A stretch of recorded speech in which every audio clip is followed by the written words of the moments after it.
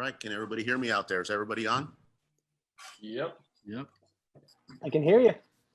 All right. Okay. Well, first off, I hope everybody's doing good out there. We'd like to welcome you guys to our ADJ Roundabout. And we got a cast of all-stars for you here with us. And that includes everybody, all the presenters from our recent live streams. So we're going to go through and introduce everybody in a few minutes. But first off, I hope everybody and their families are healthy and somehow are making it through these tough times in this new world. From our employees, the industry, our dealers, distributors, our consumers, we wish the best, and we are here with open ears. If there's anything out there you guys need, please reach out to us and we'll do our best to lend a helping hand. You know, we're all going through this together, and we want to make sure that, you know, we're here for each other. You know, of course, I'm talking about the effects of the COVID-19, which has dramatically changed the way our lives are currently, as well as the way we do business today and the way business will be done in the near future. It's affected every industry out there. In many ways, we're hoping that all of us could get back to do what we love. Things like that, you know, sharing with people, creating experiences. As you guys all know, ADJ, we provide lighting for entertainment, and that's what we do. So it's hitting at home with us, because when it comes to lighting, we use that as exterior, as a getaway. It brings happiness. It's a sense of getting away from the worries and stress of this thing we all call life. It's very important in this case that we all practice patience. We're willing to do our part to get during these tough, trying times.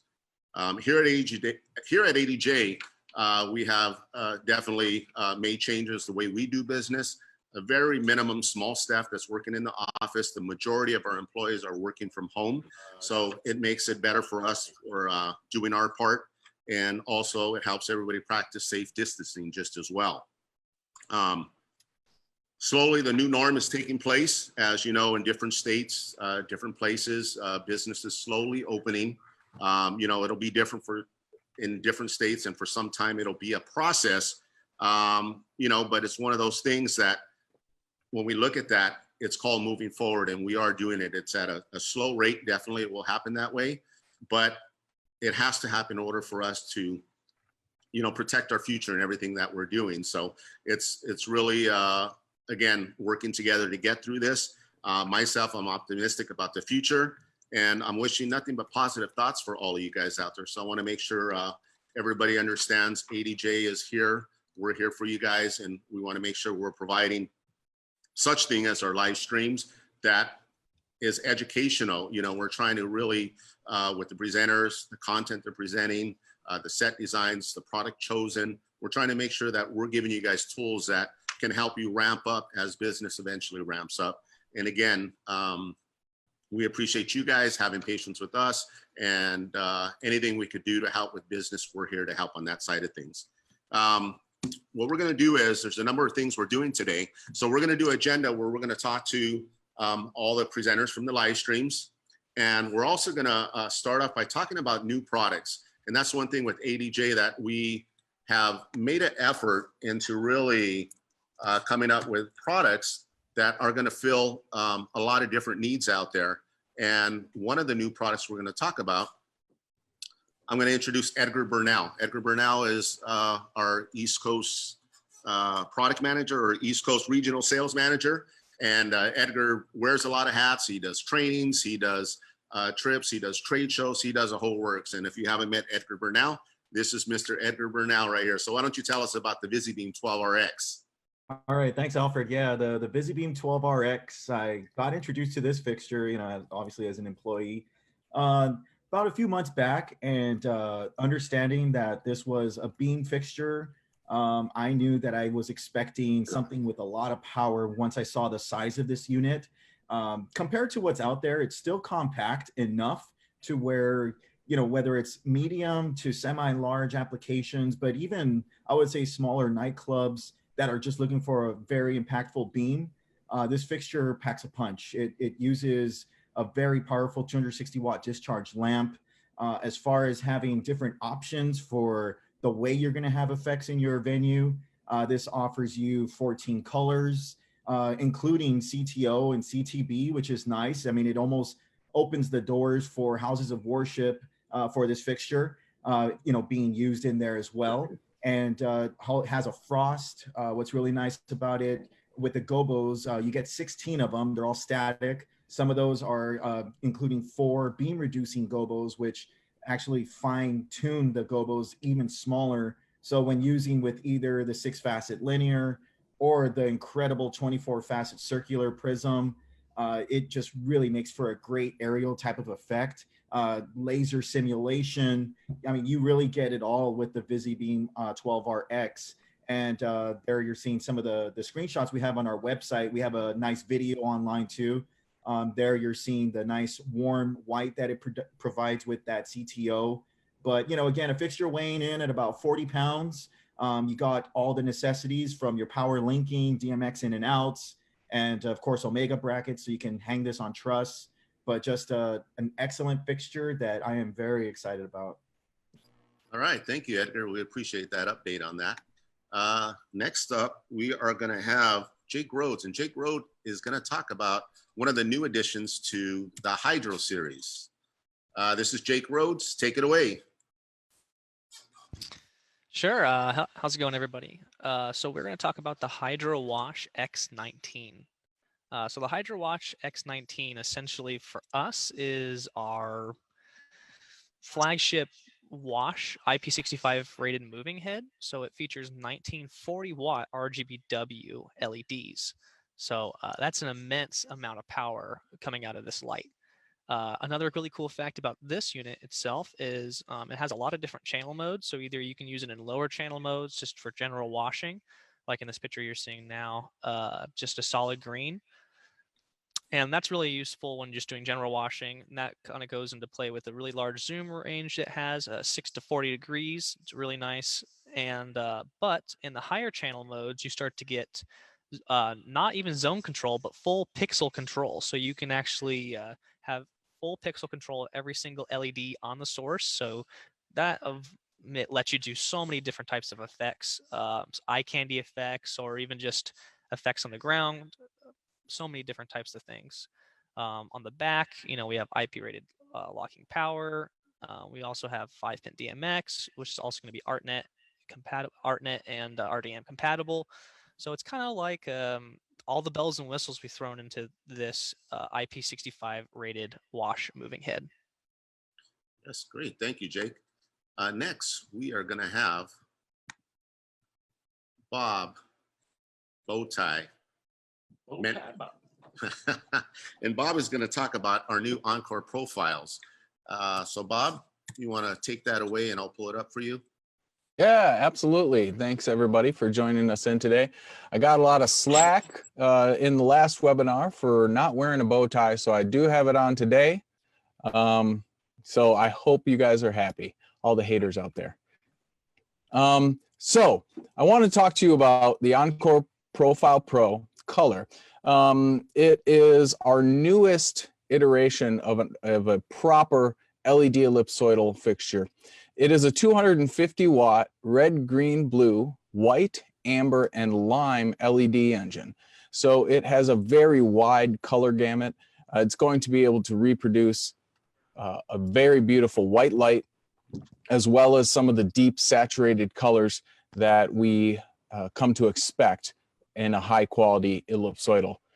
This fixture can output over 6,000 total lumens, and it has a CRI of over 90. So it's going to produce a very high quality light and a lot of it. It will take gobos like any standard ellipsoidal. It has a variable refresh rate, things that you would come to expect from a good quality fixture. It also has the great thing about this fixture too is we took the replaceable lenses and we kind of refreshed all of them.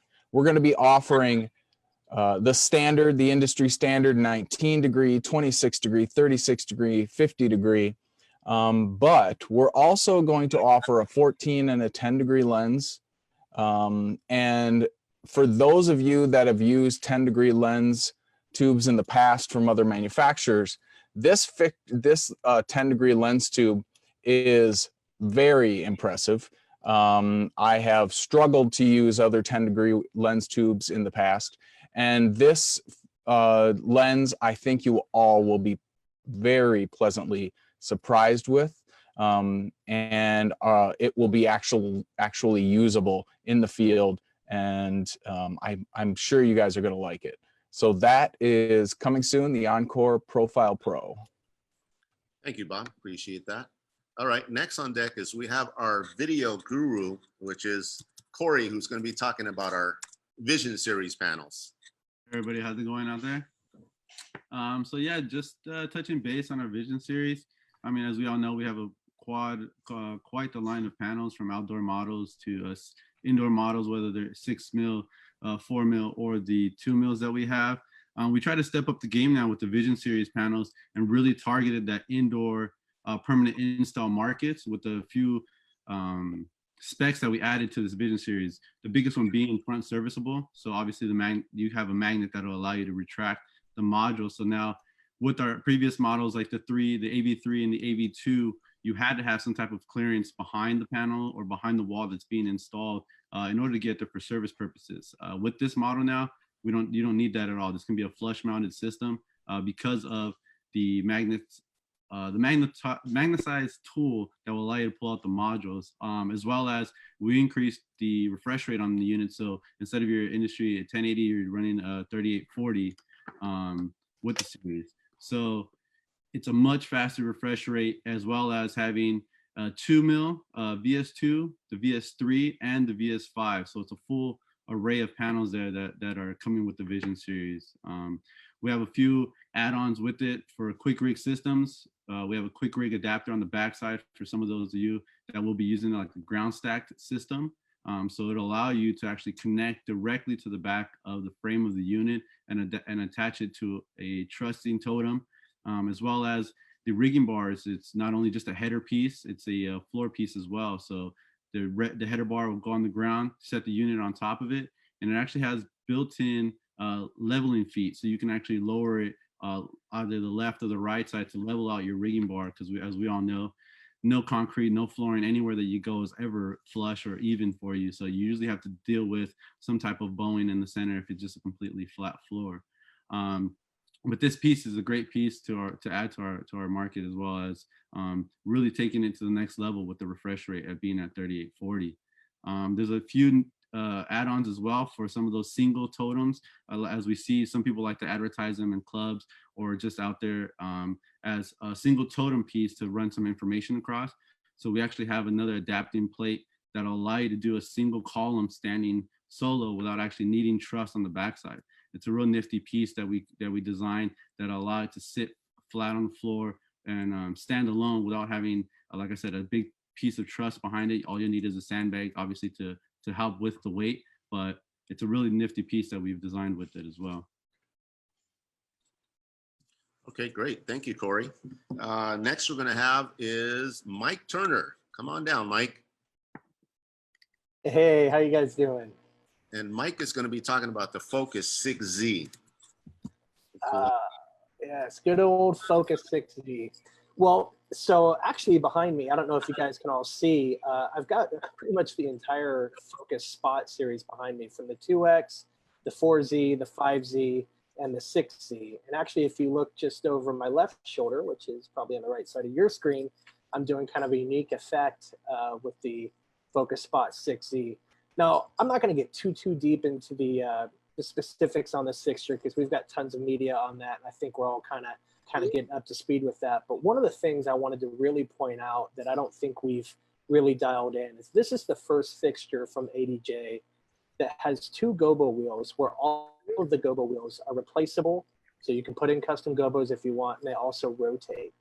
So what's kind of nice about this is you can actually put both gobo wheels into the optical system, and you can get a very, very cool effect by rotating them in opposite directions. You know, throwing on the prism, you can get some, what I like to call kind of a kaleidoscope effect.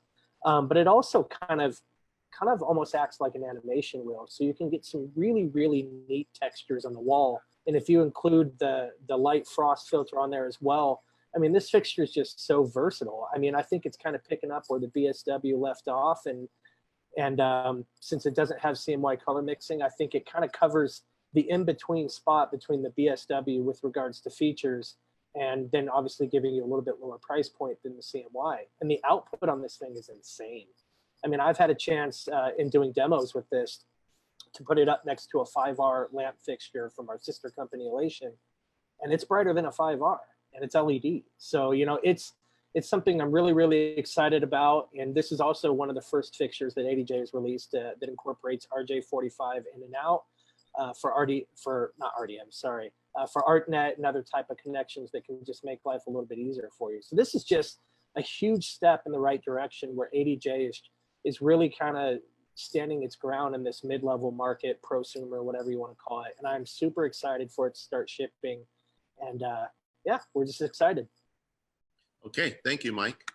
Let's see. So we're going to switch screens here, and we're going to change it up, and we're going to bring you guys all in to the screen now. Got everybody there, Jake? Let's see, 1 second. Zoom. Mike's still talking? Oh, okay. Yeah, no, I'm here. I'm good. Okay. All right. So now here comes the fun part, guys, right here. As you guys all know out there, we did the live streams, and everybody that's here, we got Edgar Bernal, we got Mike Turner, we got Chuck Green, we got Jake Rhodes, we got Corey Sanez, we got Bob Mentele, and of course, we got Brian Dowdle, our marketing manager, on board here. So we're going to start talking about things, and there we go. So we're going to start talking about things. This is the fun part right here where we're going to kind of go back and talk about the recent live streams that we did. And the first person we're going to start off, which we just heard from a few minutes ago, was Corey Sanez. Hello, Corey Sanez. Hey, come on down. All right, Corey, I got a question for you. Sure. What got you, or what led you into going into the video world and the video guru that you are or become? Well, when I first started here with ADJ, I think with like most, we started off trying to figure out what our position was going to be. I started off assisting actually 2 fellow coworkers with the QC process of the Elation panels way back when I started. And me myself, I have quite the short attention span, so I needed something constantly visually to look at, constantly doing something. So I found myself enjoying building LED walls, doing the cabling, and then, you know, standing back afterwards and watching some graphics running on it. So that was my big push towards it. I really enjoyed the aftermath of building it and putting in the work of putting the wall together, and then standing back and seeing what other people thought of your work, of seeing it. You know, some people looking at it, and a lot of people in the industry understand what an LED wall consists of, you know, multiple panels being put together. But if you do your job right, it'll come out smooth and it'll look like one clean wall. And when you stand back and you have somebody come in the room and look at what you know is a 5x3, and they tell you, oh, that's a nice screen, you know, is that all one piece? You know, it just gives you that gratitude of knowing like, okay, I did my job right. If they're looking at this as just one solid wall. And that's what I really liked out of building the LED walls. Also, I don't have the best steady hands, so soldering didn't really tend to work for me. So I couldn't really do those type of things. I had a short fuse when it came to soldering. I realized as well when it came to doing repairs, somehow every unit that I repaired came out with extra screws that the manufacturer put in there that nobody else found but me. So somehow I was able to line up a lot of our units that, you know, a lot of people weren't able to do. So I think after that, they realized I wasn't the best one to do repairs. So that's really what pushed me towards the LED wall. And like I said, just the visuals and being able to put up different graphics and different things like that, it really intrigued me a lot. Well, you do your job well, and there's a lot of people out there that you assisted and helped the sales team, helped the service team. And again, it's if people haven't met you, this is Corey Sanez, and he is our video guru.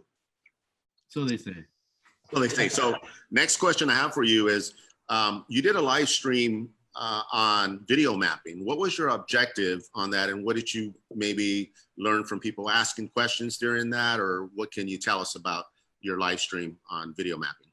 So the live stream, you know, we really targeted our market that we tend not to deal with the most, because a lot of people see us as an LED. Obviously, we're an LED manufacturer for LED panels. So a lot of people tend to see us strictly as LED panel.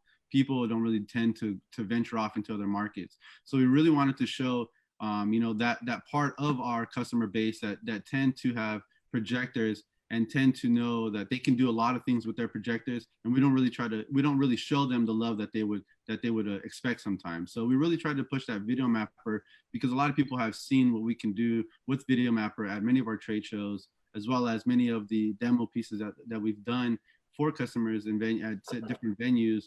They've seen us run with video mapper on LED walls, and they can see the different things that we can do with it. So us really bringing it to that projection market, really wanted to show the capabilities of, you're not limited to just one projector with the software. You can really do a lot with multiple projectors and the software. The software is capable of doing a lot more than just, like we said, pushing it towards LED walls. You have that aspect of the projection mapping where you can do some intricate 3D mapping that I'm sure a lot of people weren't aware of prior to that live stream, which again, we wanted to bring to light, especially now that a lot of people have a lot of downtime. A lot of people are really trying to understand their products and really trying to become the best that they can be with the time that they have. So really bringing them a different aspect of the software and showing them that, hey, you're not just stuck to this one side of it, you can do a lot more with it, was really the main target and goal for us and myself to showing that video mapper with the projector.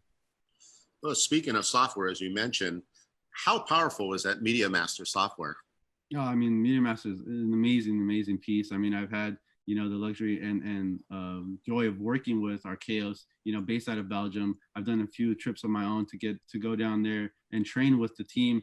Archaeos' team and the whole office and all of them are amazing. I mean, and the effort that they put behind the software and being sure that the software is of the best, caliber for the market and for the level of competition that is out there for us. They're right there with them, and they're constantly listening, and they have the ear to the ground, listening to what people want, what's the next best thing, and looking into what they can add before people ask. They're looking into the future of what they can do to benefit their software and make it that much easier for the customer base to purchase it and deal with it and run along with the software.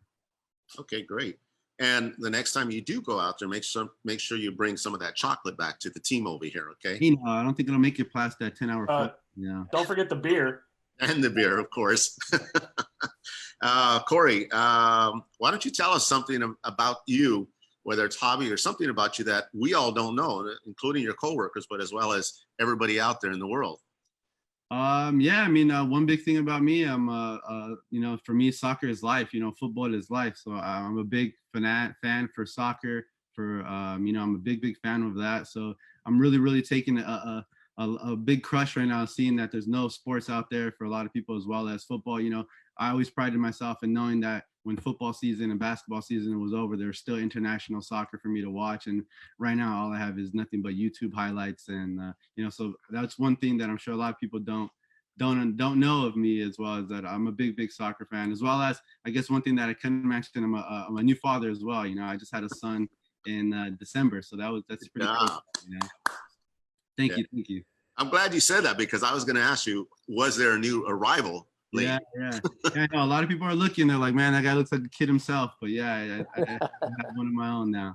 That's it. So obviously, you did the live stream on video mapping. What do we have to look forward on your next live stream? Can you give us a little sneak peek? Is that all right to do? Or yeah, definitely. I think on the next one, we're going to try to target, back to what our roots are. So, we're probably going to look into maybe building a wall, running Media Master with it, and getting to the true fundamentals of the software and the LED wall systems, and just in doing a simple integration and showing everybody how the basics work, and getting everybody back into the flow of the system, and then take any questions that people might have regarding it, and always just touching base with what people want to know.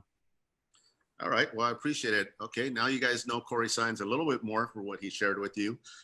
Again, he is our video expert. He's here to help. Anything you guys need, he's always here. If you guys have some video walls at home and you want to put them together and you need tech help, Corey's here to help. Feel free to reach out. All right. Take care. Thank you, Corey. Appreciate it. Next, we're going to go to Mr. Chuck Green, AKA Under the Hood himself right there. How's it going? All right. I have a question for you. Let's start off there. How did you get into this business? How did I get into this business? All right. Well, as far as the ADJ thing, that's been part of most of my life now. Well, I think you know a little bit about that, Alfred. I mean, ever since I was a kid, I played music. I've been interested in production and audio, and and lighting. And so, you know, anything I could do, whether it was like messing with the PA a little at church when I was a kid, to theatrical arts in high school, to helping DJ parties, to doing lighting for different events in school. But eventually it led me to working for a couple of music retailers in my youth. Shout out Skips Music, shout out Spitzers, rest in peace Spitzers. You know, Music Go Round. I worked at several places. I worked at a couple different sound companies, regional ones. But yeah, I had a rep, Alfred. He came into my store and I used to bug him and, you know, say, hey, you know, let me know when you guys are hiring. I'll move to LA. You know, I really wanted to, I lived in a small town east of San Francisco. Well, not so small, but not really that, you know, awesome either, but just east of San Francisco. And I wanted to check out LA. And so one day Alfred finally hit me up and he said, hey, get down here in 2 weeks. And so, so I did, and just thought I would kind of use it as my tool, my vessel to move to LA. And thinking I would then go on to maybe work for another sound company or something. But, you know, I loved it. It was cool and everybody was great. And it got more and more fun and the products got cooler and cooler. And, you know, it was a great team. The owner, Chuck, was amazing, or is amazing. And the whole staff. So, I mean, you know, time flew and I'm still having a great time and I'm still proud to be part of this team. So yeah, I mean, that's kind of how the long and short of how I got into it. Well, I'm glad you did take that call and you put that up down, because you did a great job and you've expanded many hats throughout this time, and it's awesome of what you have become. Speaking of you did your under the hood with Focus 6Z, and then the question though that pertains to that is, how did under the hood come about? Oh, well, when I started at the company, you know, let's see, Brian remembers, and well, I guess Alfred, the rest of you guys weren't in yet, but we all had to do little videos. Like, you know, I remember Ron would do the DMX operator videos and stuff. And Brian approached me and said, you know, would you be into doing a video? And I said, sure, man, everybody's doing it. But you know, I was kind of a ham, you know, I was 24. And so I was like, sure. And then Brian said, hey, I have this idea. And, you know, I want to call it Under the Hood, where you take a really close look at the lights. And I said, well, man, you know, these are investments. You know, people spend a lot of money on this and they'd probably like to know what's going on inside. And he was like, do your thing, man, rip it open. I don't, you know, and so it ended up being a lot of fun. You know, especially it was always kind of a cool thing to, you know, on a Friday or whatever, to go up to the studio and just have a good time with it. And they let me just kind of do my thing. Brian, you know, kept me in line as far as my language, but no, it was a lot of fun. But I mean, yeah, it was kind of something Brian came up with, and we expanded on it together, and we always throw ideas around. And, you know, it got really busy for me with the international sales, and, you know, so I didn't really have time to do it after a while, but I always kind of missed it. And when this, you know, COVID thing happened, and you know, and I can't travel anymore, and like a lot of my colleagues here, I mean, travel is a big part of our lives. I said, hey, Brian, you know, let me know. I'd love to start ripping some stuff open again on camera. It'd be fun. Okay. Well, you kind of brought up something I was going to ask you, but this had to come about from something in your childhood. Did you take apart the TV at home or something? Like, what made you so comfortable going to take things apart? So when you know, this will show my age, when we went to finally get a VHS recorder versus we had a Betamax, you know, and let's see, I guess probably Alfred and Brian might remember, you know, the Betamax loaded on top, VHS. I was fascinated that the thing ejected it out of the front, you know, and I was like, how does it do that? So when my mom wasn't looking one day, I ripped open our brand new VCR and realized there's like, I don't know, 30 motors in that thing. I couldn't get it back together. I put it back together. It just never ejected the tape ever again. But from then on out, the whole thing was, at the time, I was worried I was get electrocuted. That's what I always thought happened when you open things. And then I realized, as long as I didn't get stupid, I wouldn't electrocute myself. Not to say I haven't. I've even electrocuted myself doing Under the Hood.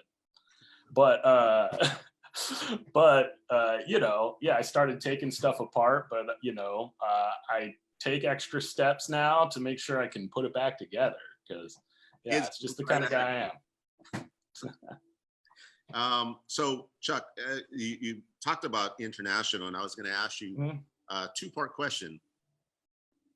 First part is, what were you doing in between from the last Under the Hood to the most recent Under the Hood? What's happened during that time? Quite a bit, man. You know, first I started working with Canada, and I mean, I just met some of the coolest people up there, and we really got business rolling. We have great support. We have amazing distributors. And so I was spending a bit of time there, and then I started working with Japan, and got to go over to Japan, and it was a whole nother world for me, and I loved it too. We have amazing customers in Japan that really support us. And so we got Japan rolling, and then after that, Korea, parts of China, Singapore, the Philippines, and then Australia was the big one after that. But I mean, I've even been out to French Polynesia. You know, life's tough when you have to go to Tahiti for work, let me tell you. I mean, well, it sounds like before this gentleman named Pitbull named himself Mr. International, I think Mr. International right there. Yeah, and even with man, it becomes the most interesting man in the world. Yeah, I had to grow a beard because I was gonna say he's got the beard for it. You know, yeah, it's kind of mandatory. So let's test your memory, and let's test not so much your age, but what you got up there. Do you recall what the last Under the Hood that you did previous, and what was the difference between that type of the Under Hood versus this Under the Hood? Oh boy, well, oh man. Even if you could say one of them. I think you know what I think it was? I think it was one of the IR remote app things that we had there for a bit. You know, when the iPhone still had the 1/8" input, we could put the IR sensor on. I think that's what it was. I could be wrong. Brian? What do you got, Brian? Yeah, we did an open house, and you did it for an audience. Ah, okay. Do you remember that? and you know what? I believe the last one we did was the 60th Under the Hood. Wow. Well, and you can't say that this recent one was your first live one, because Brian just verified that live one back then. No, I've done a couple live ones. How the different? Yeah, they are different. You know, the thing about the live ones, sometimes it's hard to get in real close on the components. You know, I also try to make it so you guys aren't watching me like unscrew a fixture.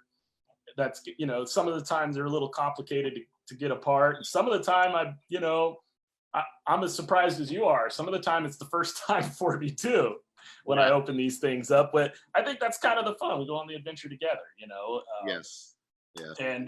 But I will say one of the big differences for me on this last one was just the product alone.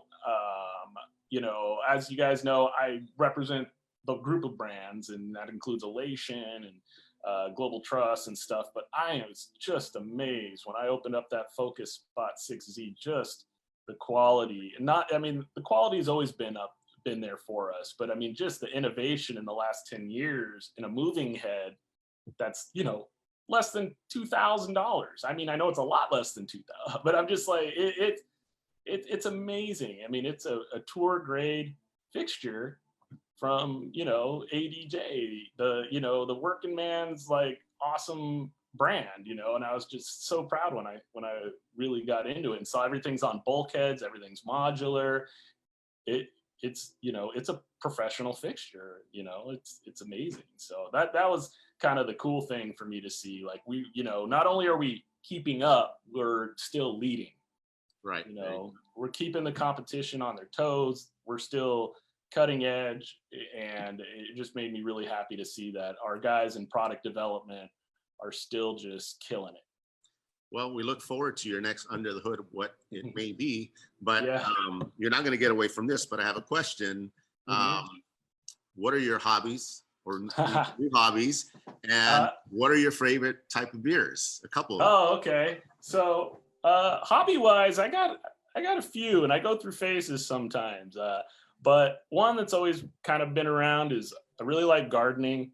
Been doing it, you know, when I was a kid, my folks had me out in the yard, you know, free labor, right? But it grew on me, and now it, you know, now I have a pretty large veggie garden, and you know, like luckily this has come in pretty handy with this, you know. So I mean, I haven't had to buy any salad stuff or herbs or any of that throughout all of this. So that's been pretty handy, and I love it. You know, it's super relaxing. I highly recommend that everybody at least grow a couple things. Even just grow some basil. You know, it'll make your pasta 10 times better. You know, and you can't mess up basil. So yeah, hit me up if you need some gardening tips. As long as it's illegal, Chuck. Yeah, yes, I keep it legal. And yeah, I mean, I have several. I like German cars. I have a vintage Mercedes I'm working on. You know, I'm missing baseball, just like Edgar. As a matter of fact, actually, I got a backdrop I was going to show for Edgar. There we go. And Alfred. Oh, and Brian. I guess all you guys. I got that one. You know, so yeah, shout out Bay Area. There I am in my garage. So yeah, I mean, and it's tough, you know, being a NorCal boy, a baseball fan in LA, but everybody's been good to me, and everybody's offered to protect me when I go to Dodger Stadium. But as far as beers go, I mean, yeah, love the classic Pliny. But man, you know, also when I moved here, I think Alfred will remember, I showed up with a milk crate full of 22-ounce beers because at the time there wasn't a huge beer scene in LA. There was a great one in San Diego. We had it up north. But now, man, the beer in LA is great. We've got breweries like El Segundo, Noble, Indy. What am I missing, Alfred? Mumford. You know, yeah. So, but you know, I'm still, you know, when I was young, yeah, Whittier, yeah, dude, of course, Whittier Brewing is one of my favorites right now. # Whittier Brewing, shout out.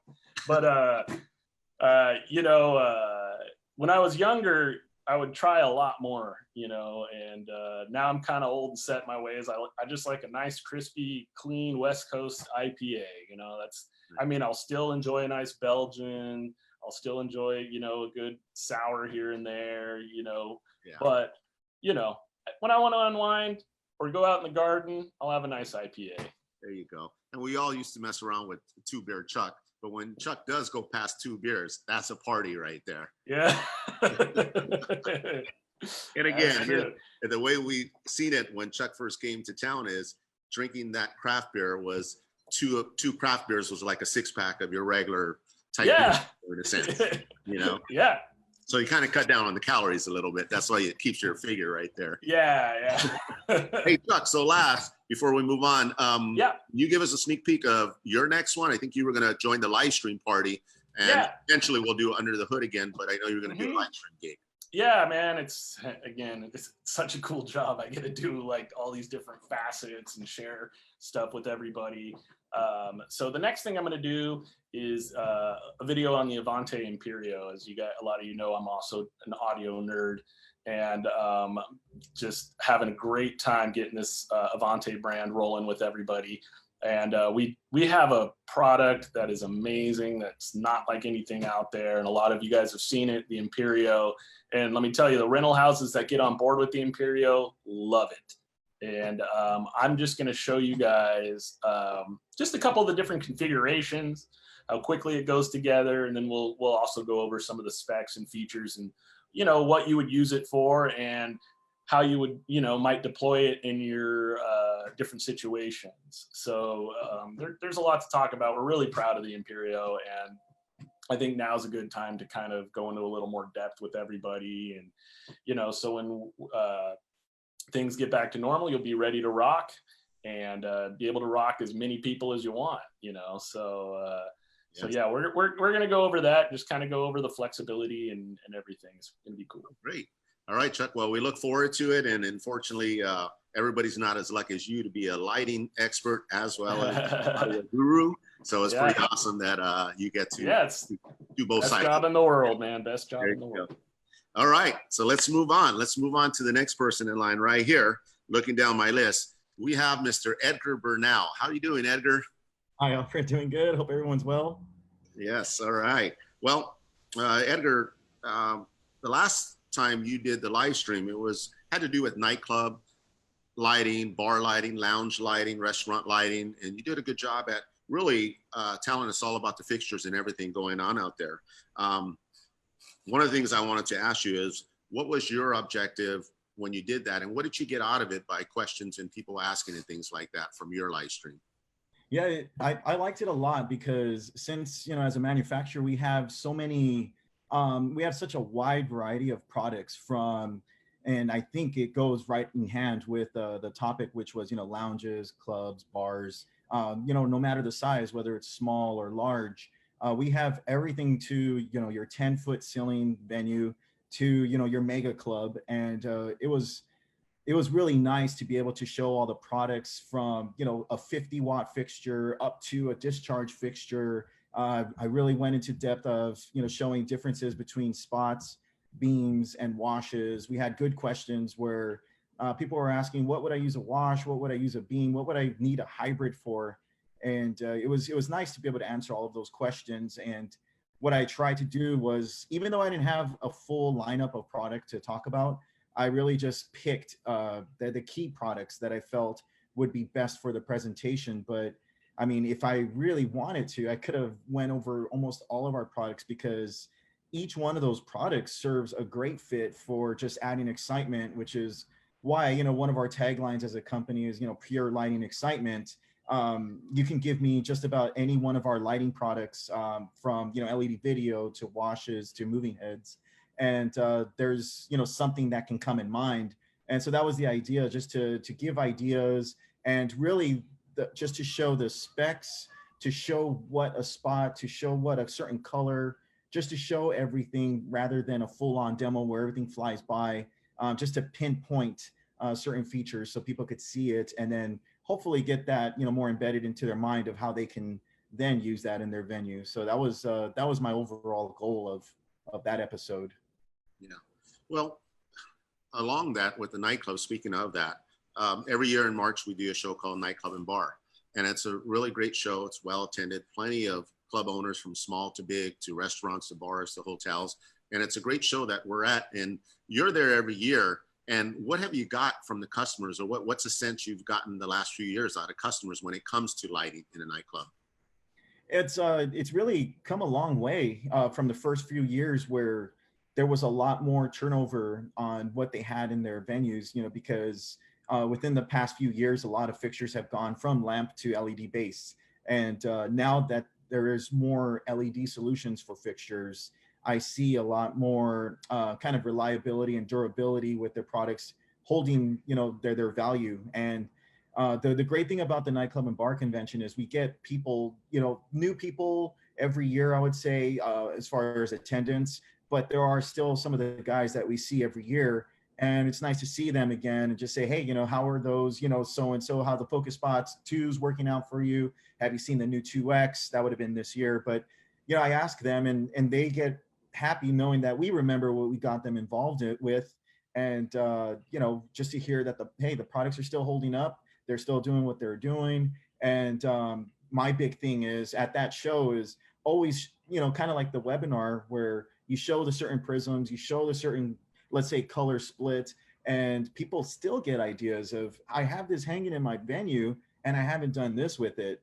And so that's the whole point, and probably one of the biggest reasons why I missed this year so much, because it was this was going to be a show where we had another display of a full range of our products. And the great thing with lighting is ideas, really you're only limited to what you can create. And there's many of very fascinating LDs in this world. And if you get a chance to check out their work, just about with any one of our fixtures, you can recreate any one of those looks. It takes a little bit of time. You got to have some knowledge with DMX programming, but programming lights is probably one of the most fascinating and fun things that I've been able to do since working with the company, and I love to try to share those ideas with people.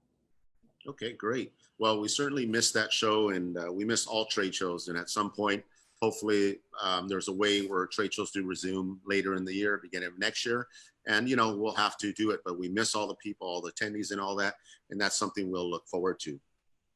Now, Edgar, okay, so we know you're a DJ, but you're not just a DJ. Can you tell people the other side, and it has to do with 3 letters. Can you kind of let them know a little something about you in the past and what you did and what you achieved as a DJ on that side, besides your regular job, which you do a good job here at ADJ?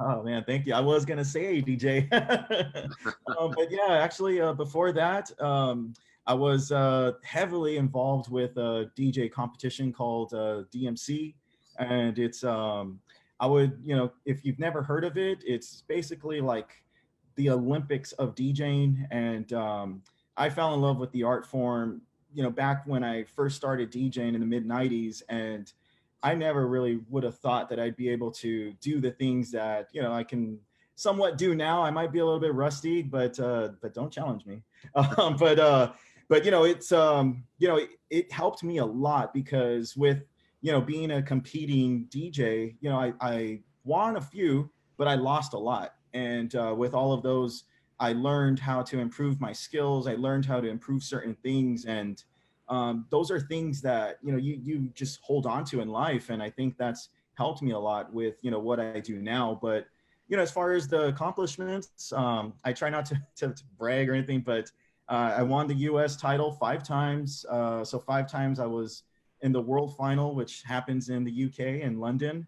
And it's been just incredible to, I mean, I still have a lot of my friends on Facebook that I've met from all different parts of the world. And you know, I always kept the same approach from now when I'm helping with lighting. I don't know if anyone could ever attest to it, but you know, there was times when I was about to do my thing during a competition, and I would see a kid from another country who just looked nervous out of his mind, and I would just go up to him and talk to him and just say, "Hey, what's the matter? What are you scared of?"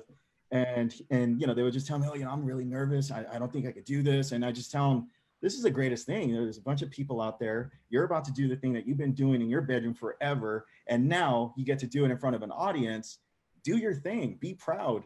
And sometimes those guys beat me, but you know, that was the joy of just, you know, being able to help people. And I think that was something that, you know, back in the early 2000s when I started this, you know, the competing with DJing, I just held on to it. And, you know, it could be whether I'm cooking or whether, you know, whatever I'm doing, I just like to help. And it makes me happier to see other people do well. And that's, you know, my goal, just to see everybody grow. Sure. Hey, can I chime in? Edgar's a little modest, you know, it is like the Olympics, and he would be like the Michael Phelps, you know, you really, I mean, the guy's a legend. I'll say it for you, Edgar. And as you said, Edgar, you were in many competitions. I was there at a few of them. I saw you win, I saw you lose, but you went back to the drawing board, and you still have those same practices where you're a winner all the time in what you do. And speaking of that, you mentioned a little bit about the cooking, but what other hobbies out there have you picked up recently, you know, in the recent time, or now that you've had a little time on your hand to do? What else are you doing out there? Oh man, you know, I mean, because of the whole situation, a few weeks back, I started working strictly from home. The great thing is I'm still, you know, my phone rings maybe 2 times and I'm picking it up. But, you know, I'm still doing my full work days. But now I have more time to do some cooking. And I mean, from Italian dishes to some popular American, obviously Mexican dishes, desserts, and even, you know, lunches and dinners. I've really dove deep into cooking and, you know, mastering combinations of flavors and ingredients. And that's been probably the thing I've been doing the most, from baking pies to making lunches and meals and stuff. And I mean, I can't believe how much of a passion that is now for me. And it's just a lot of fun watching a creation again. I guess I'm always about creating something. And now that I'm creating something that people can enjoy while they eat, that's a new thing for me. And I think that's why I'm kind of into it now. Yeah. What about this thing called mountain biking or whatever like that? Oh yeah, that's another one too. And man, I can't wait for this to be over and the parks open up again. But you know, our good friend Ted Molina, he got me into mountain biking, and my brother got me a good deal on a starter bike, and We've been doing some mountain biking I never would have dreamed I'd be doing, from, hanging off of the edge of a hill, just going down a super steep rock. It's been a lot of fun. But there's a lot of things that, if you get the chance, go out and try something new. And you're going to find that you don't have to be great at any one thing. You could just have fun and be good at doing a lot of things. And if you're a specialist, that's fine. Everybody has their preference of their lifestyle. But now that I've been with this, I've been learning about appreciate being home, and just also the company of my coworkers. I travel a lot, and when I am in the office, I always make sure to tell everybody, hey, I missed you a lot. When I see Mike Turner every so often, I always tell him, hey man, it's good to see you again. And but now that I'm away, I miss everybody even more. So staying busy has helped me out a lot. But I'm always learning, and I'm always trying to think of what's next and what I can do next to help people. Yeah. Well, speaking of what's next, can you give us a sneak preview of what's next for you with your live stream, what you'll be doing? Oh yeah, I'm really excited. So I'm going to have help. I'm going to have the great help of Mr. Bob, Jake, and Corey, and we're going to dissect and kind of start a plot with Capture.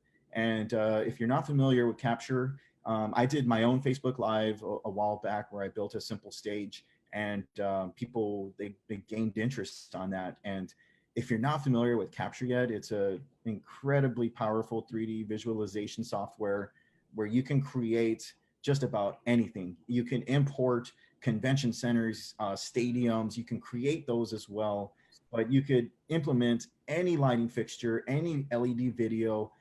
We're really gonna just dissect what it's used for, what you can do with it, how it would help you, because even though it's a visualization software, it can actually help you with making money and closing deals too. If you're an entertainer and you need to make a 3D rendering of what 12 uplights and 4 moving heads is going to look like in a ballroom, you can do that with Capture. And rather than having to go in, if you're a busy person, and demo your lights, you can send them a nice JPEG or even a video of an example, and it becomes a very nice investment and a powerful tool just to add to your repertoire of being a mobile or professional entertainer. Okay, well, we're definitely looking forward to you capture the minds out there and how to work with that software. So we'll look forward to it. Thank you, Edgar. Thanks. Okay, we're going to move on. The stage is open, live on stage. We're going to change it over to Jake Rhodes. Welcome in, Jake Rhodes. There you are. Hey, what's up? How are you doing? I'm good. All right. Fabulous. All right, Jake, first question is pretty simple. What do you do at ADJ? What do I do? I think the easier question is what do I don't do? Ooh, no, I do a lot of stuff. I have a very what's the right word? I multi-purpose job, really. Wear multiple hats. Yeah. So kind of starting at the company, I started as the showroom manager, which we were in now. So I worked for the entire group of companies managing the showroom, managing appointments, making sure gear is working, new stuff coming in, programming. And then I think people started to realize, they're like, man, this guy kind of knows what he's talking about. So they started making me do a lot more videos. And that's kind of where the whole product specialist route came into. So and then once I did more product specialist stuff where I got to really know the product line of ADJ, that's when I started to get a little bit more into the research and development kind of side, which I'm currently more expanding on, basically getting taking the lights that we have prototypes and stuff that we have coming, and then just testing them out for myself. Really just making sure that the quality control of the lights are up to par. Let me restart, at least phrase that. We have people that look at software. We have people that look at hardware, testing for wind conditions, all this crazy stuff.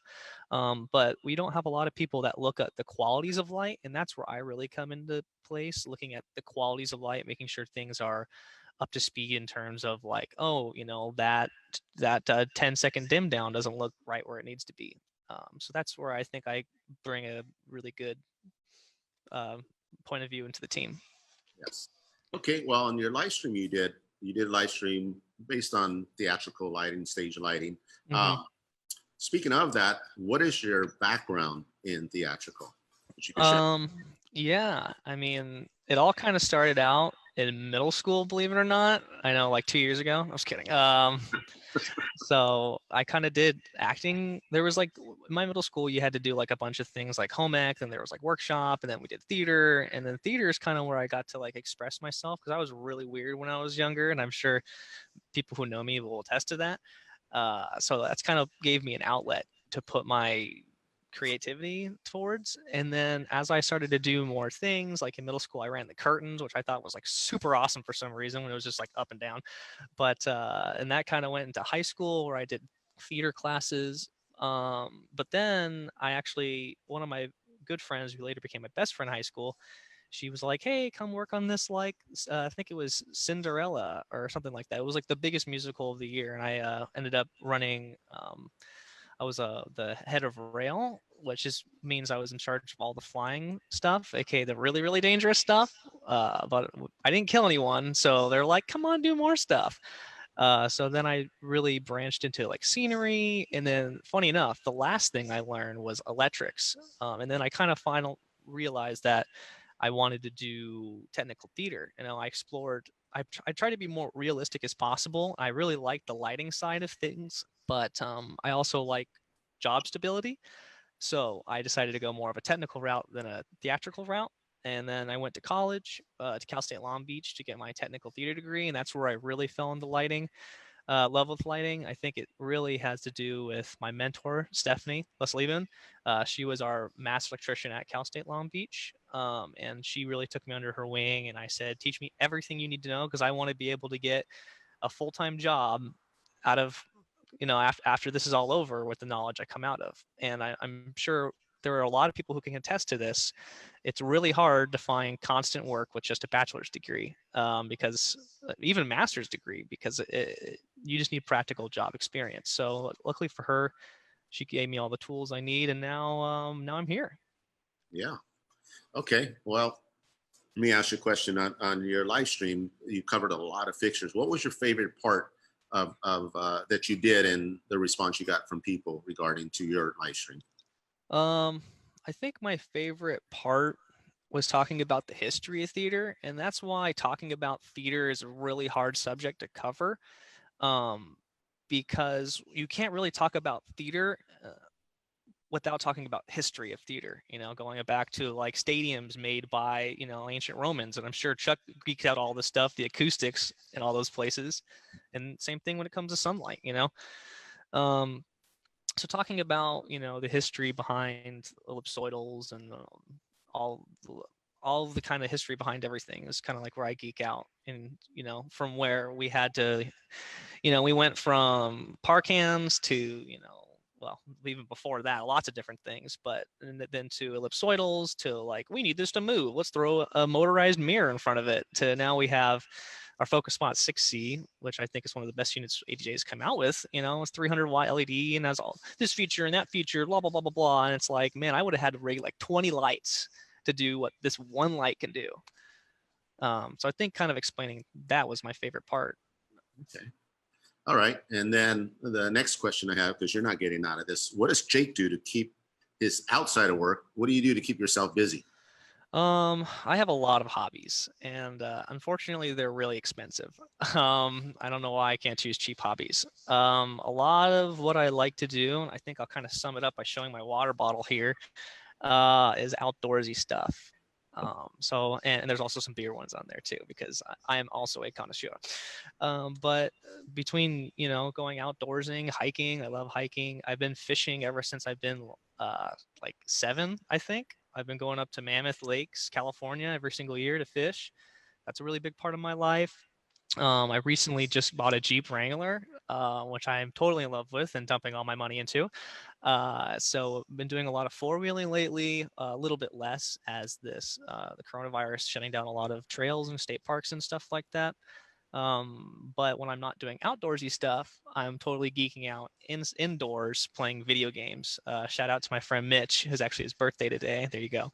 But I've been playing with some video games since also like middle school. And so a lot of those friends I've been able to keep relationships with for years. And a little short story actually about Mitch, and Alfred, you know this, I never met him. When we've been friends, he's been like my longest friend in my entire life. I never met him until we took a trip to Chicago, and I actually stayed an extra 2 days and we hung out for the very first time. So it's crazy that I can say one of my best friends in the whole world I've only met once. Wow, they need to make a show called 90 Day Best Friend versus the 90 Day Fiance. That's right. There you go. That's awesome. Well, that sounds like outside of work. We know you're busy at work and we know all the things you do. So that's awesome that you shared Well, I'm that. glad you think I'm busy, because that's all I needed to portray it. And the last thing I'm going to ask you is, can you give us a sneak preview of what's next on deck for you with your live stream? Yeah. So we're gonna dive into my DMX 3.0 and specifically the RM and how that works, how people can integrate it. And it's basically like a bar that you can mount into a rack, or just have it on a tabletop, and there's a bunch of presets. So I'll basically kind of go over a limited preview of the software itself, because that's a lot of information right there. But basically how RM works, how to use it, and how it can be a really great tool for a large, vast amount of applications. Okay. Well, we're excited for that. So you were the first act. Now we're going to go to the second act, and that's Bob right there. Bow tie Bob is what we call him. So Bob, how are you doing? Not too bad. Just trying to keep my sanity in check while we sit in our houses. It's a bit of a Groundhog's Day, but we'll get there. There you go. Well, if any of you guys need to get up and stretch, so do it. But Bob, it's your turn. And we got some questions for you. Okay, Bob, why don't you tell us your role at ADJ as well as what your background is? Sure. So I, like Chuck, I have a bit of a hybrid role. I work for the group of companies. So I work for ADJ, Elation, Obsidian, as well as Acclaim Lighting. And I cover the entire nation. And I specialize in theatrical, houses of worship, educational, broadcast, customer situations, those types of facilities. My previous life, I worked for a large national retailer. I was in charge of the lighting category there, working with vendors, finding new products, designing lighting systems for customers, doing project management as well when we would go ahead and design those systems. Previous to that, I worked in a small rental production capacity for that same company. And I came to that company from regional theater, where I worked full-time for a few years before the last economy crash, and kind of theater took a big hit during that time. So I had to get a real job and started working for that retailer. So I've been with ADJ Elation for 8 or 9 months now, so it's still pretty new, but feel like I've met a lot of you out there, and I am looking forward to meeting more. There were definitely plans to meet more, but I got stuck at home. There you go, like us all.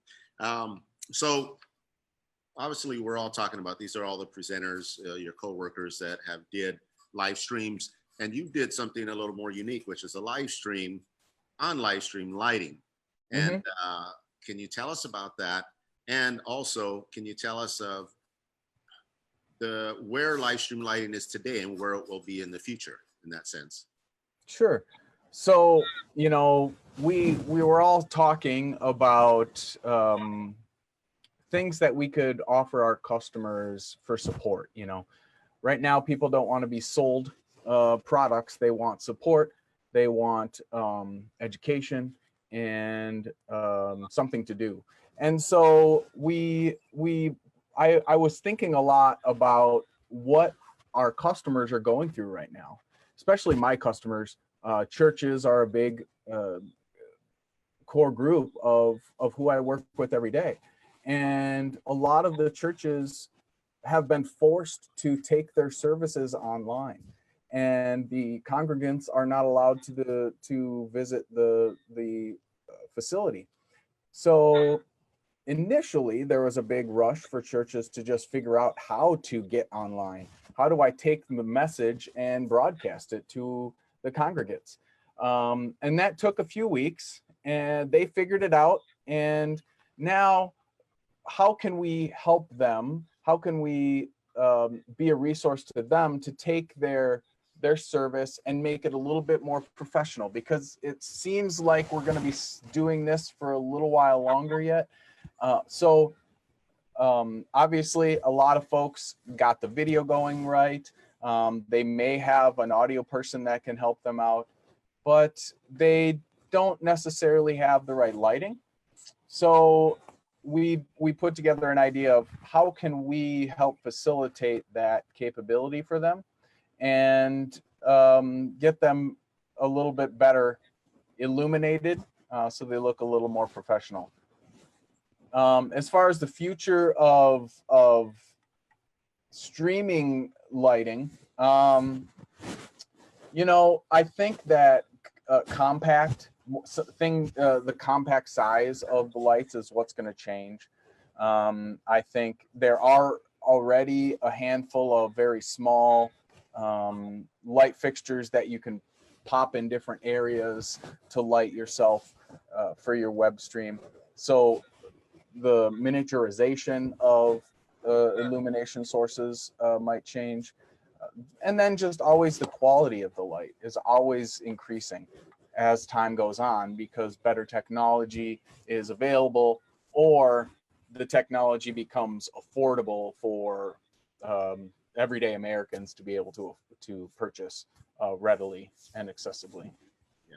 So do you feel that live stream will be part of, we could call the new norm in the way people do some business with, you know, keeping that safe social distancing in a way, at least for the meantime, to ramp up until business gets back to that new norm?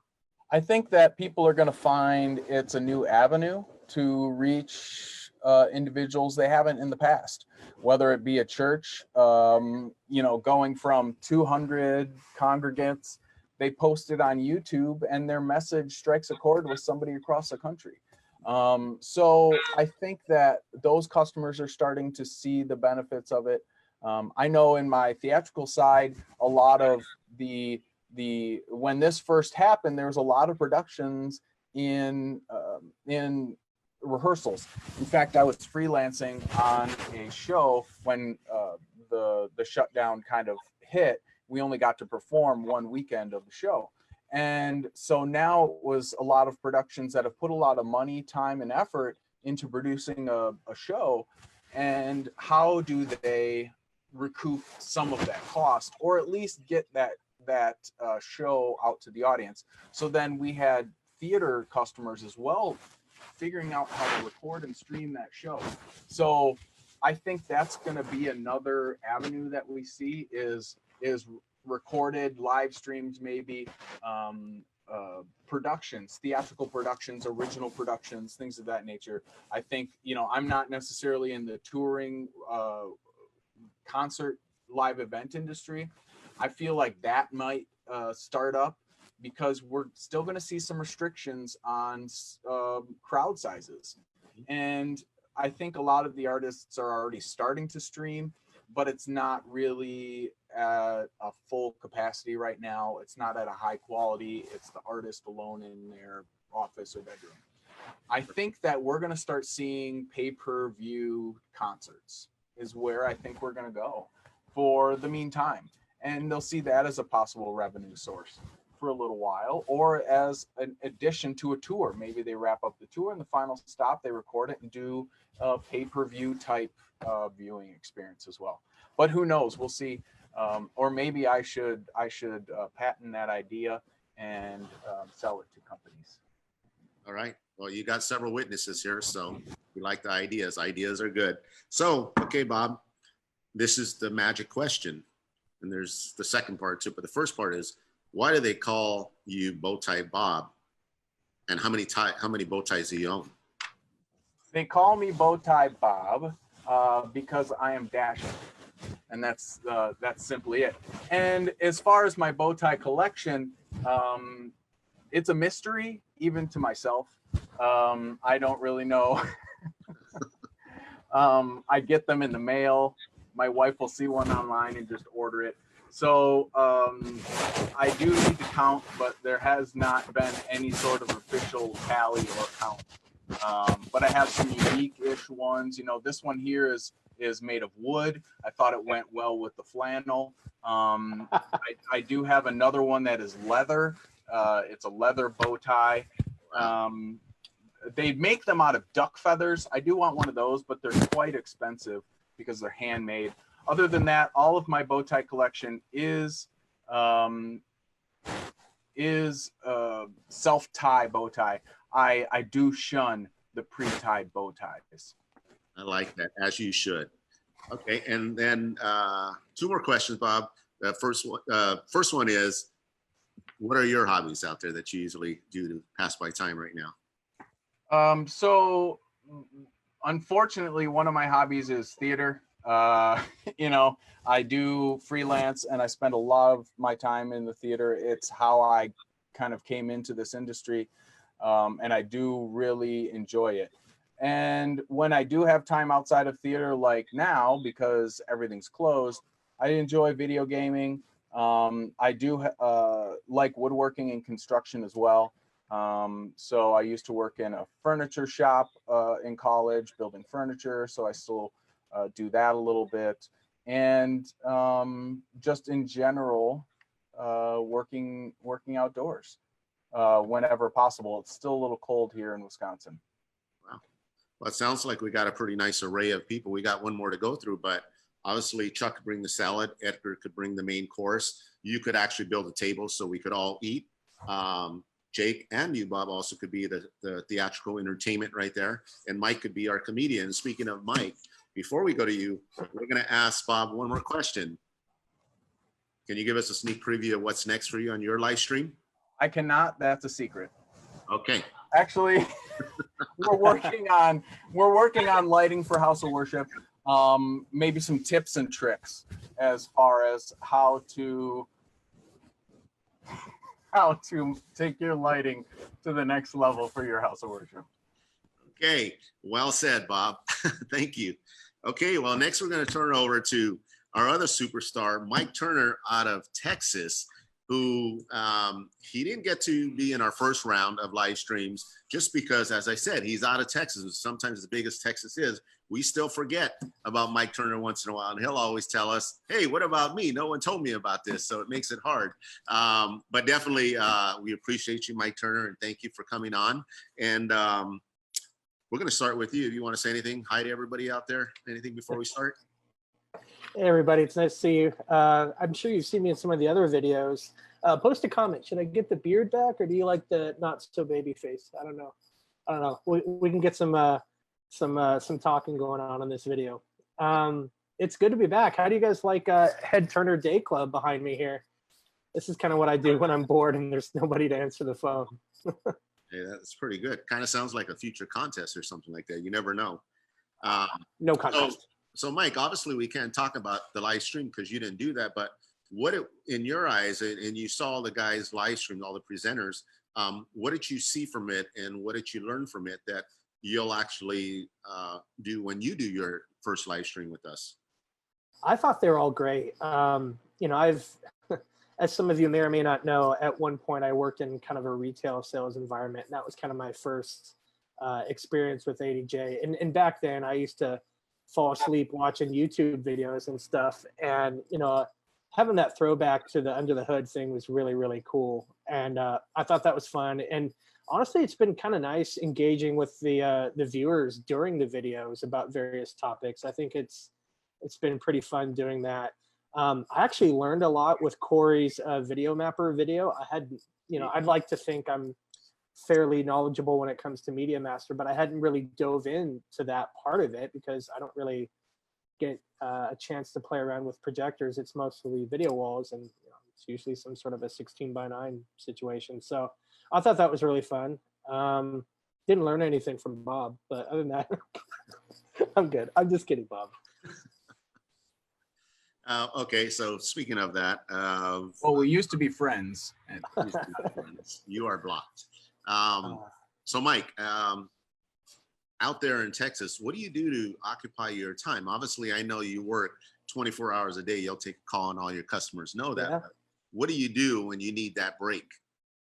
So without going too personal, a little over a year ago, I got married to my girlfriend of 2 years before that, who has kids from a previous relationship. And so when we got married, and obviously during the relationship, their family became mine and vice versa. So that was a lot of the things that I do now are honestly learning how to be a dad, learning how to be a stepdad, learning all the crazy things that the young ones are going to do. And then, you know, my oldest is becoming a teenager. So that's got its own little barrel of monkeys. So, you know, a lot of, to be quite honest, just learning how to be a dad. Corey, you're in the same boat. I mean, yours is a little more challenging.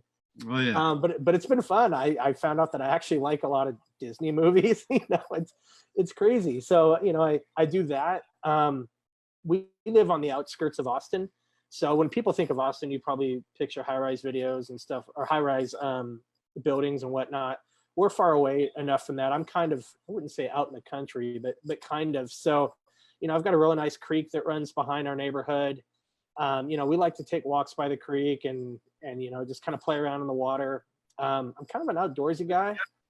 And I don't want to sound like me too, but as you viewers will learn, a lot of the ADJ family are pretty into craft beer, and I'm one of them. I can't really travel as much as I used to, or at all right now, but one of the coolest things I used to do is when I have to go and visit customers in various places that I've never been before, you know, I'm always looking up what the local brewery is and bringing beers home to share with my wife. And I like to participate in something called Bottle Shares, where there's a Facebook network that I join with, and we kind of meet up for poker and try beers. I know it's kind of nerdy, whatever. I'm a beer snob. I don't care. But yeah, and I play guitar from time to time. So Yeah. Well, it sounds like sharing is caring when it comes to beer. So that's a good thing. And I'm sure we all miss that getting together. And speaking of that, the next time we get together, when it's a happy hour and it's our Zoom meeting and we're away from a live Facebook thing, I'm sure the guys are going to want to hear the story. Some of them didn't hear it, but about Magic Mike. But we'll talk about that another time. Okay. It's the R-rated. Anyway. But that'll be off work, and that'll be a beer in our hand, and we'll enjoy that right there. Yeah. So Mike, so you're going to do your first live stream. What's Indeed. So I'm going to focus on our IP rated fixtures. So obviously some of the newer hydro fixtures will be featured in that.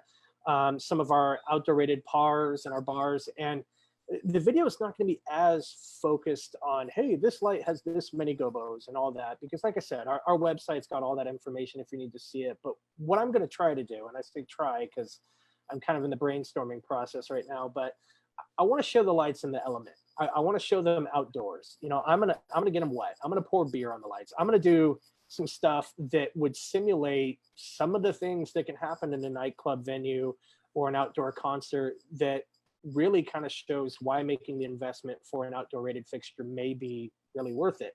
Yes. I'm trying to talk to a brewery right now to see if they'll let me film on site and maybe donate some beer to me and or the cause. But no, earlier you asked what I learned from some of the other videos, and although I loved all the videos, I want to try to throw something a little different in this one and kind of throw in some shock value, something crazy. Who knows? It might end up boring. I don't know. Okay, But yeah, well, we're going to show how the IP rated fixtures. it sounds like you're throwing a challenge to all the presenters out there. Quite possibly. Well, everybody out there, this is all our panelists, and I'm going to bring one more person in before we close this up because we're out of time. We're going to bring in Brian Dowdo, who is our marketing manager. And Brian, right now you're on mute. Oh, there you go. So Brian, Yes. You're the genius here. What do you got in store next with the live stream, and when are we going to launch information so everybody knows that, so they can mark it on their calendars? They're going to make sure they join us and spread the word to all their friends just as well. So what do you got for us? All right. Well, just mark off the entire month of May. How's Wow. that? Yeah, we're working on, you know, a lot of what these guys have already said. We're working on some new content for May, and hopefully next week sometime we will announce those dates and the content. Okay, and we have a few surprise things coming out that will be announced soon too, as well, right? Separate from the live streams.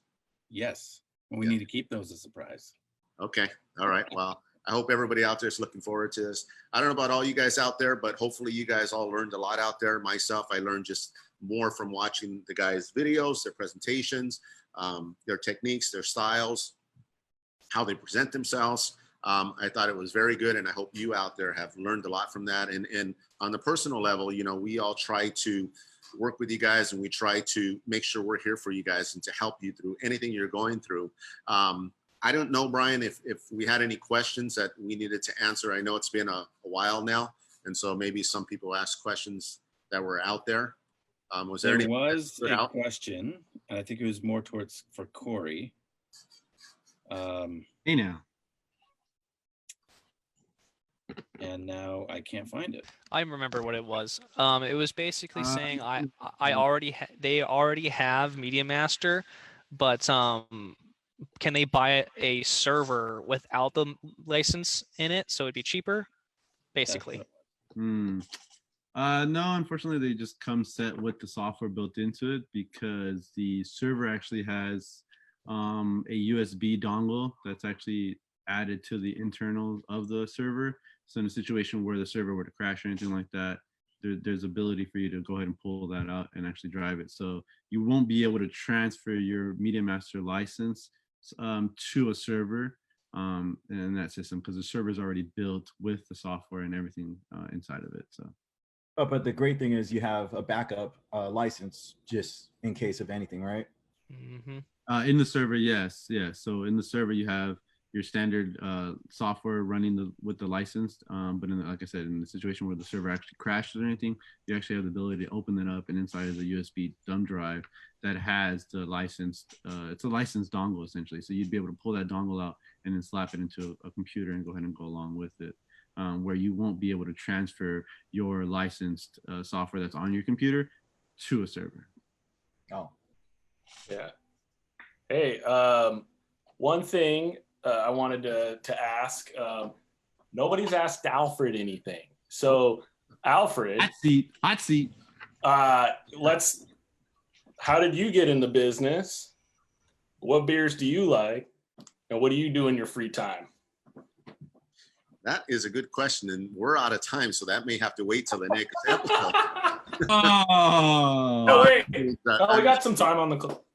I'm just kidding. No, we actually, again, some of us date ourselves, but me and my brothers, when we were kids, we used to try to emulate the radio. And at that time, it was guys like Casey Case and Rick Dees, the top 40 and all that like that. So we used to have our basic turntables, and we'd have our 45 records, and we'd spend our lunch money on that, and we'd go, and we thought we were DJs trying to talk about the weather and sports and everything, and introduce the songs. So that got us into that. But because my mom and dad were huge music lovers, and my dad played a ton of instruments, but they loved all genres of music. So our household grew up with everything. It wasn't just one type of music.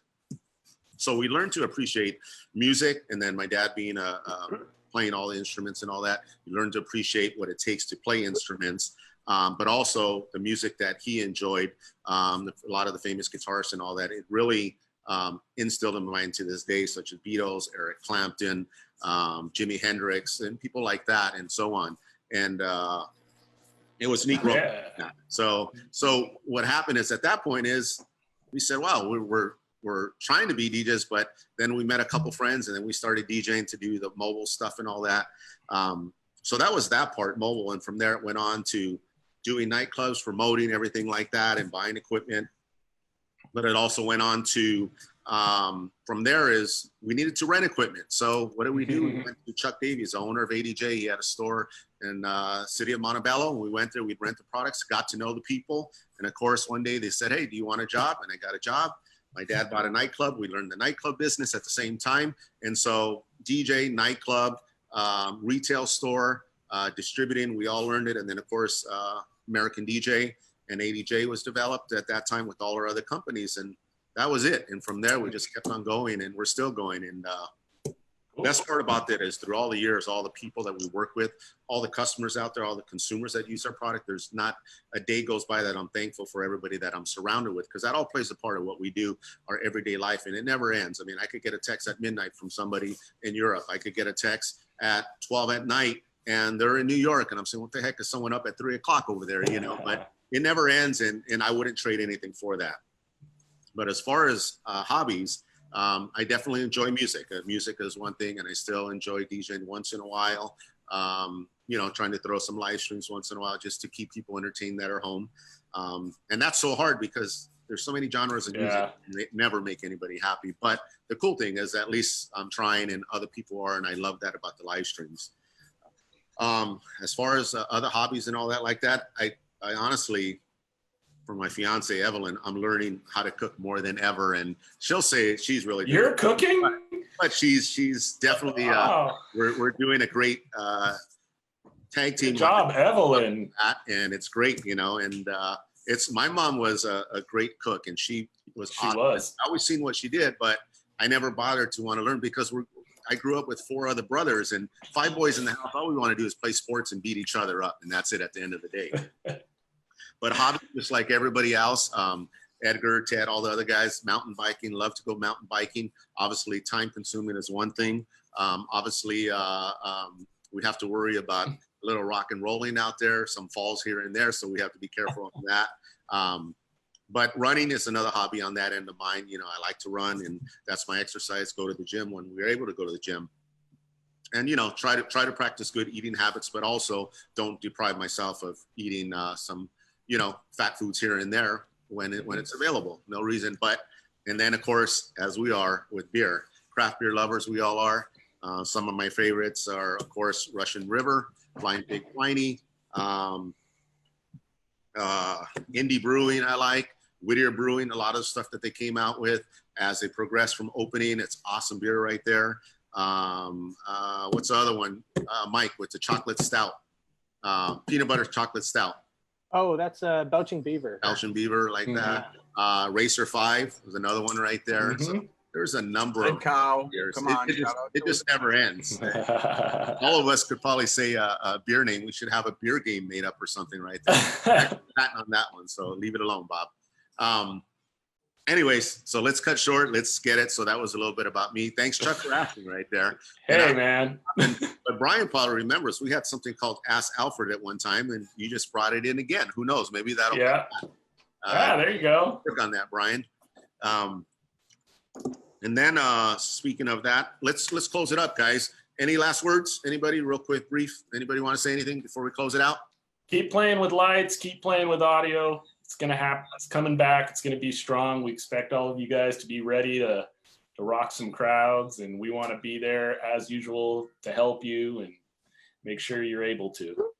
Yeah, the social gathering online, it has been a big thing, and it's growing. And I hope that once everything goes back to normal, the normal social gatherings we could do from person to person is going to be more appreciated than ever. And, you know, like Chuck said, be ready to party because I can't wait. And like that, man. Yep.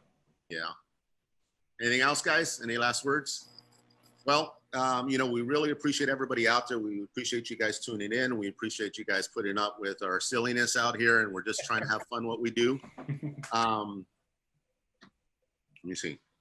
When it comes to business, you know, one of the things that we pride ourselves in is that at ADJ that we have a vast array of products, and it caters to the DJs, the event guys, to the production companies, to the install, to the integrators, to the churches, to the theatrical, the nightclubs, bars, lounges, restaurant. It goes on and on and on.